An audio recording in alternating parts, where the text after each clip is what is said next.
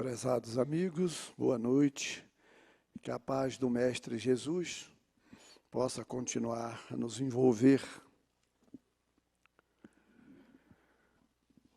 Este mês tivemos a oportunidade de refletir sobre esta parábola, os trabalhadores da última hora, na qual o Mestre Jesus compara o reino dos céus a um pai de família que saiu diversas horas do dia a assalariar trabalhadores para a sua vinha. Interessante que nesta parábola o Senhor da vinha dá oportunidade de trabalho a todos que ele encontrou e que estavam com disposição de trabalhar. Jesus nos mostra, nesta parábola, que todos nós que desejarmos trabalhar em sua vinha, sejamos trabalhadores da primeira ou da última hora, nós teremos oportunidade deste trabalho. E a vinha é a nossa abençoada terra, na qual nós temos a oportunidade de trabalhar, aqui voltando sempre que necessário, através da reencarnação. Mas, hoje especialmente, vamos nos ater às ideias que constam deste item, os obreiros do Senhor. Porque o objetivo do trabalhador do Cristo, aquele que se dispõe a trabalhar com Jesus e para Jesus, é de se transformar em um obreiro do Senhor. Então nós vamos ver algumas ideias a respeito desta mensagem do Espírito de Verdade. Mensagem essa transmitida em Paris em 1862. O Espírito de Verdade foi o guia espiritual de Allan Kardec durante toda a codificação. Esteve ao lado de Kardec a todo momento, dirigindo uma pleiade de espíritos para realizar a codificação. E esse Espírito nos fala, na sua mensagem, a respeito da transformação da Terra. Ele nos diz: aproxima-se o tempo em que se cumprirão as coisas anunciadas para a transformação da humanidade. Os Espíritos nos esclarecem que o nosso planeta, como universo, de um modo geral, está submetido à lei de progresso. Nós devemos progredir, como o nosso planeta também deve progredir e tem progredido. Lá no livro A Gênese, de Allan Kardec, nós vemos o desenvolvimento desse tema em um capítulo da segunda parte, que tem por o seguinte título: Os tempos são chegados. E ali, Allan Kardec, com a orientação dos Espíritos, nos mostra que a nossa Terra tem se desenvolvido em dois sentidos: fisicamente e moralmente. Fisicamente, as mudanças, as transformações, o progresso são palpáveis. Basta se olhar tudo o que tem acontecido em termos de tecnologia, nas pesquisas, nas descobertas, no campo da saúde, da medicina, no saneamento. O planeta, de um modo geral, progrediu e progrediu muito através do trabalho do homem, utilizando a sua inteligência. E no campo moral, apesar dos fatos negativos que nós vemos a cada momento, a Terra também tem progredido. E progrediu razoavelmente. E esse progresso moral, ele se dá através da assimilação pelo homem dos princípios expostos no Evangelho do nosso Mestre Jesus. No código, conforme nos fala Allan Kardec na introdução, o código de moral universal. Na medida em que nós, homens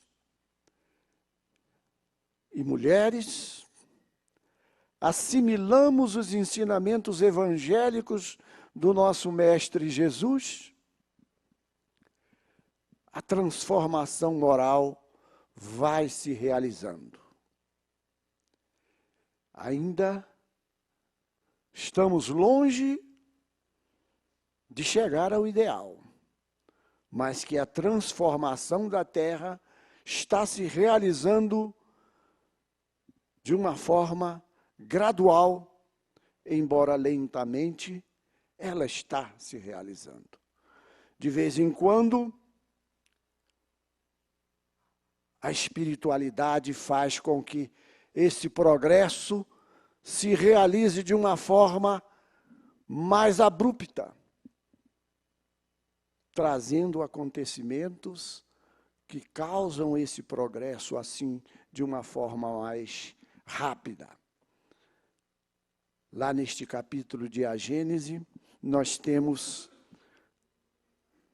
os esclarecimentos extraordinários a respeito dessa transformação da Terra que vem se realizando em nosso benefício. E o capítulo nos fala, através da palavra do Espírito de verdade, aos trabalhadores do Senhor, recompensas serão ditosos, mas desde que esses trabalhadores tenham cumprido a sua tarefa, a sua missão, seguindo aquelas observações que o Espírito coloca para todos nós. A prática da caridade desinteressadamente, se dedicando aos seus semelhantes, conforme o Evangelho nos recomenda. Seus dias de trabalho serão pagos pelo cêntuplo, porque esses trabalhadores, eles se entregam ao trabalho sem objetivar recompensas. Aí está o grande segredo. Trabalham absolutamente desinteressados. E por isso mesmo, a sua recompensa será centuplicada. Aos trabalhadores do Senhor, dificuldades a superar. Rivalidades. Por incrível que pareça, mesmo na obra do Senhor, às vezes surgem essas dificuldades. Somos seres humanos imperfeitos, ainda caminhando, buscando a perfeição.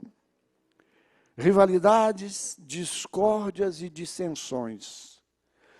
Não provocar dano à obra da doutrina espírita. A obra do Cristo, porque a doutrina espírita é a sua obra. E o Mestre Jesus, já prevendo que poderíamos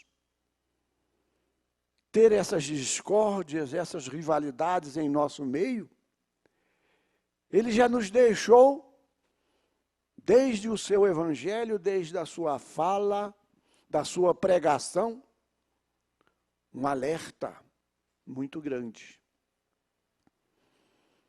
Lá no evangelho, naquela passagem dos filhos de Zebedeu, a mãe dos filhos de Zebedeu, busquem o capítulo 5º do evangelho, que vão encontrar lá essa passagem. Ela buscou Jesus, acompanhada dos seus 2 filhos, que eram apóstolos, João evangelista e Tiago maior, porque eram 2 Tiagos, um era Tiago maior e o outro Tiago menor. E ela pediu a Jesus que os seus filhos tivessem assento no reino de Deus ao lado de Jesus, um à sua esquerda, o outro à sua direita. E Jesus disse: a senhora não sabe o que está pedindo.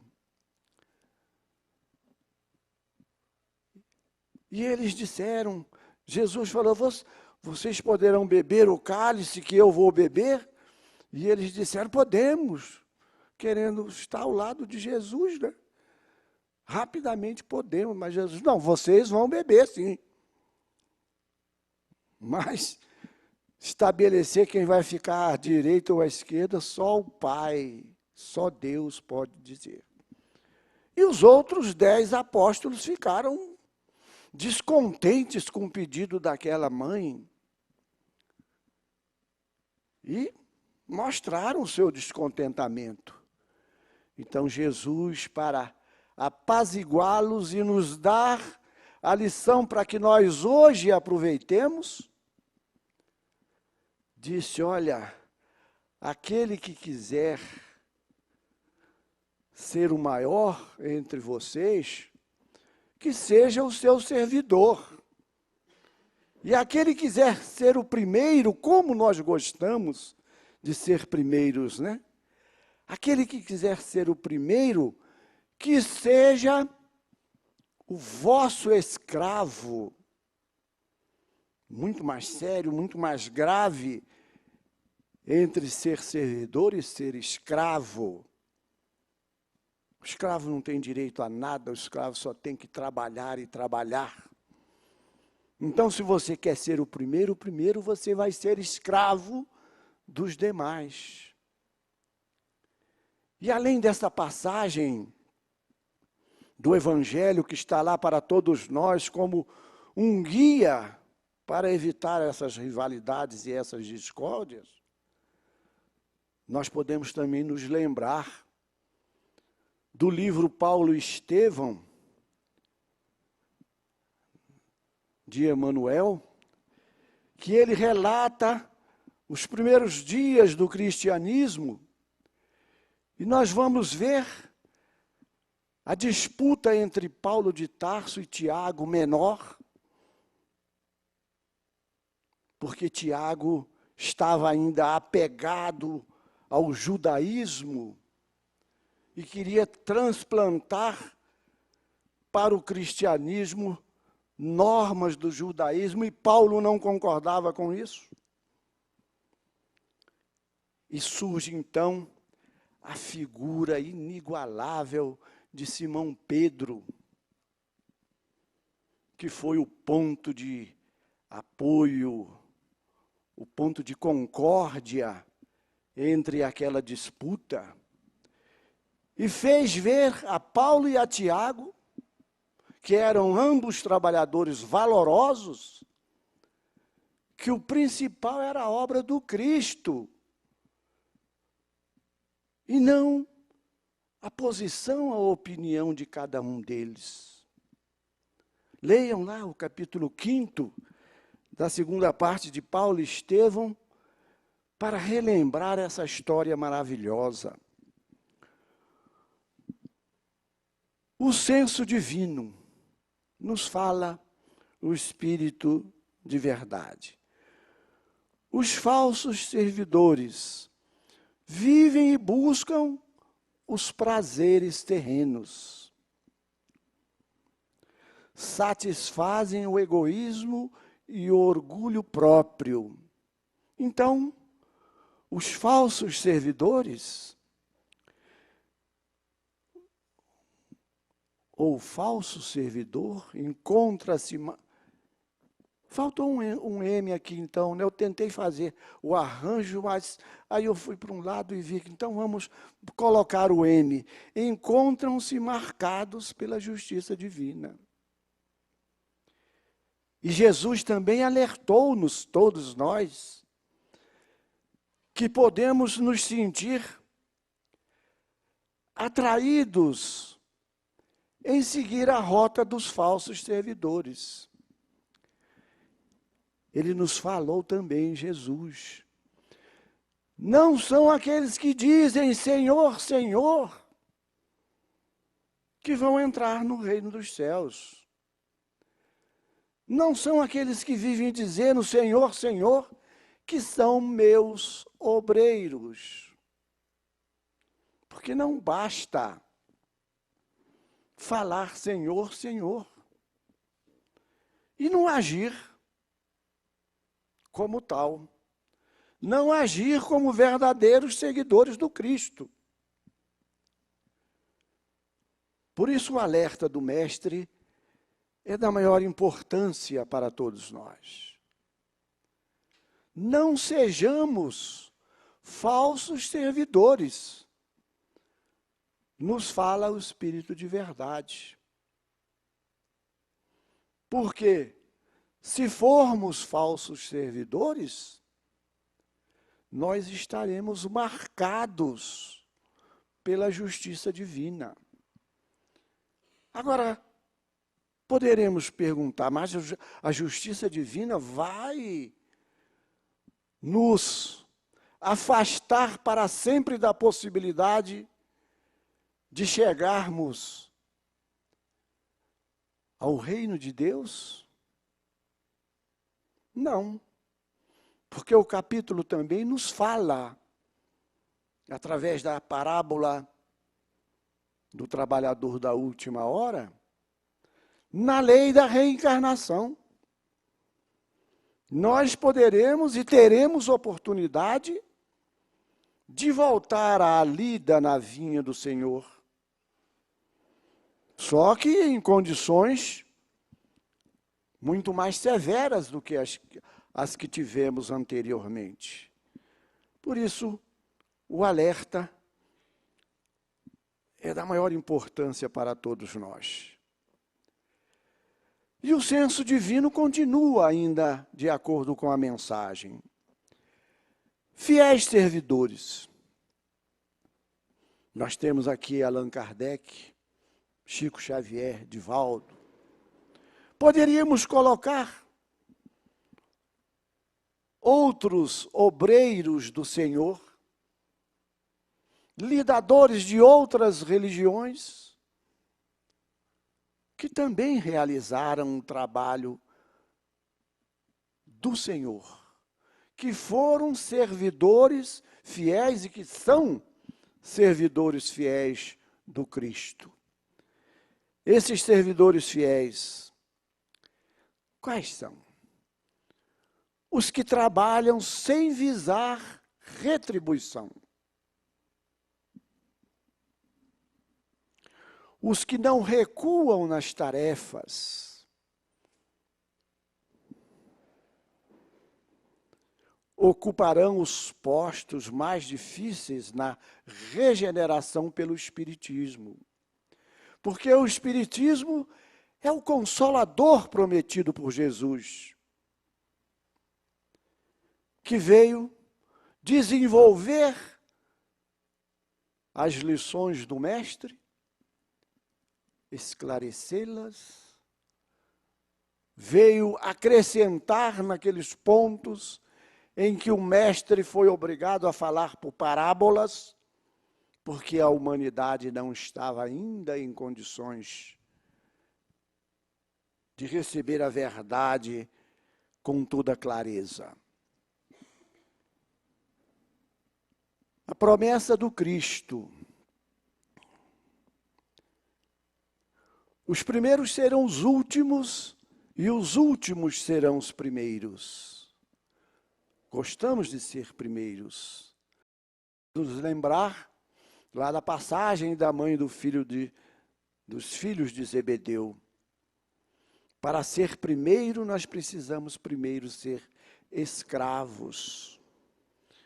Por isso mesmo, os falsos servidores, aqueles que seguiram o caminho contrário aos ensinamentos do Evangelho de Jesus, que não se mantiveram, que não nos mantivemos fiéis aos ensinos do Cristo, poderemos até ter chegado primeiro na vinha, mas seremos os últimos. Falsos servidores, primeiros que serão os últimos. Se nós começamos o trabalho na seara do Cristo e nos distraímos e nos desviamos, nós seremos primeiros que nos tornaremos últimos. E os fiéis servidores? Os fiéis servidores são os últimos que serão os primeiros. Esses fiéis servidores podem ter começado o trabalho na vinha do Senhor mais tarde.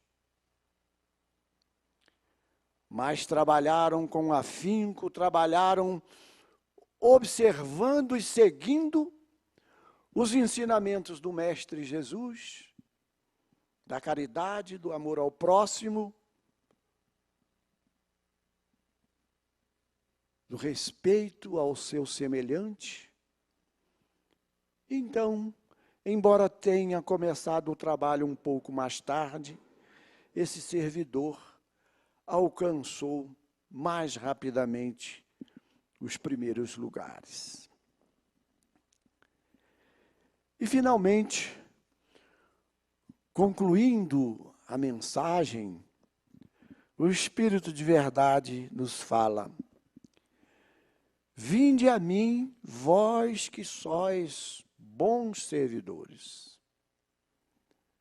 Vinde a mim, vós que sois bons servidores. Ditosos serão por haverem trabalhado na seara do Senhor com desinteresse e caridade. Agora, não pensemos, porque Jesus chama os bons servidores, não pensem que vão ter moleza, porque não terão. Eu não falo teremos porque seria muita pretensão de estar me incluindo. Mas não terão muitas facilidades, porque a mensagem nos fala: a esses ditosos serão confiados os postos mais importantes na grande tarefa da regeneração pelo Espiritismo. Que a paz do Mestre Jesus possa continuar nos envolvendo.